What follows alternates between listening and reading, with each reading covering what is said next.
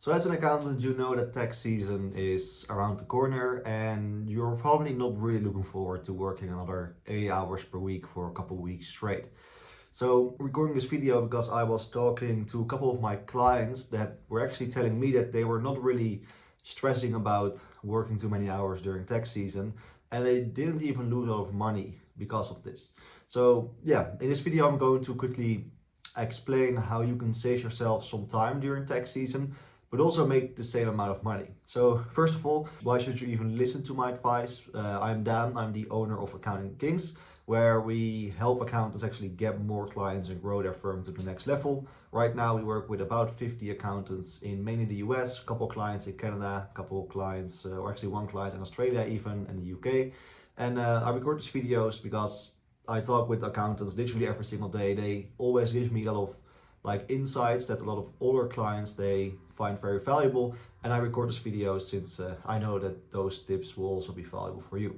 So something that you need to realize is that a lot of individuals, especially during tax season, they know that they can also go to TurboTax or one of those big franchises that can do their tax return for $300. And I talk to a lot of accountants that are actually competing on pricing with those businesses, which is kind of nuts because they know themselves, especially if you have a lot of experience, you are a CPA or a lot of an EA, or you have a lot of tax experience, you know that your service is better than an individual tax preparations software or one of those big franchises, because you have more expertise and more personal approach, and maybe you can save someone some dollars if they work with you.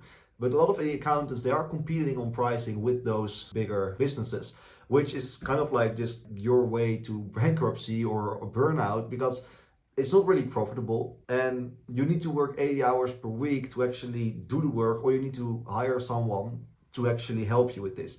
So unless of course you have a very high volume in tax prep clients, then it is profitable, but you need to kind of think, is it really worth it to have all the headaches during tax season, working 80 hours per week to make this money? Well, there are also other options as an accountant to actually make this money.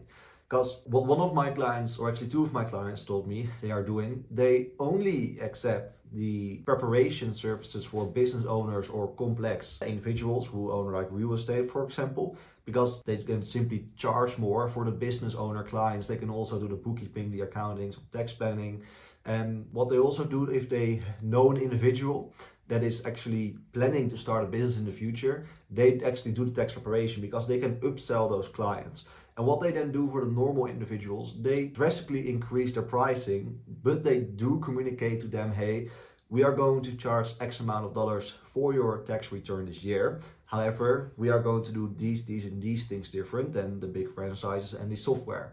So this way, you're not competing on pricing, but on value. And if you are going to compete on value, of course, most of your current tax preparation clients are going to work with you because they want to make sure they are fully compliant and they want to make sure they're not going to overpay on their tax bill. So yeah, the accountants that I talked to a couple of days ago, they only work with the tax preparation client that own a business, are complex, or they increase their pricing, and they are going to clearly communicate to their tax preparation clients why they are charging more and what the difference in value is. Something else that you can do if you are still very depending on the revenue of tax season and you don't really want to have any risk of losing some clients, you can actually have a clear set deadline on the last date that someone can actually deliver their documents. So for example, 3 weeks before the deadline. This way you don't have to work 120 hours the last couple of weeks for tax season. And they also send reminders. I actually know a client of mine who's already scheduled an email and also a tax reminder to all of his clients. I think it was mid-January, where he's already saying, okay, well, bring your documents on time so that we can have all the time to actually process them. And this way you already kind of know what kind of revenue is coming in, because people are already giving you some money for the tax prep and you already know, okay, well, these people are going to pay me at the time of the deadline. But you also don't have to overwork yourself a couple days before the deadline, because your clients from last year know, okay, well, I want to work again with this accountant, he's a good job, but he needs my files right now, so let's just make sure that I can do my part, that he can do his part. And it also has a little bit to do with kind of raising your clients in a way where they know, okay, well, this accountant is delivering a good service, but he's only going to work with me if I deliver my documents on time. So you can send a couple of reminders, just clearly tell them how they can find the documents and how they can send it to you, so that you make it as easy as possible for them to actually deliver everything that you need on time, so that you don't have to overwork in the last couple of weeks during tax season. Another thing that you can actually do, which is a thing that I highly recommend and a lot of accountants that I actually work with, is to mainly focus on monthly paying clients. This way you have way more consistency also during the year. You don't have to overwork during tax season, and it's just more consistency in the income. And this way you don't have to stress out with cash flow issues at the end of the year, because tax season is around the corner, but you know that the summer and off season is kind of slow in terms of the revenue that you are going to make. And it just also gives you a little bit more peace of mind during tax season and also off season, because you know, okay, well, there's a consistent flow of revenue every single month. So if you are still in a situation right now where you are very depending on tax season, and these are actually the words of a couple of my clients that I talked to, a couple of years ago, they decided to focus all of their marketing on business owners and monthly revenue, because they don't want to overwork during tax season and they want more reliable source of income in the off season. So they invest all of their marketing in getting those types of clients.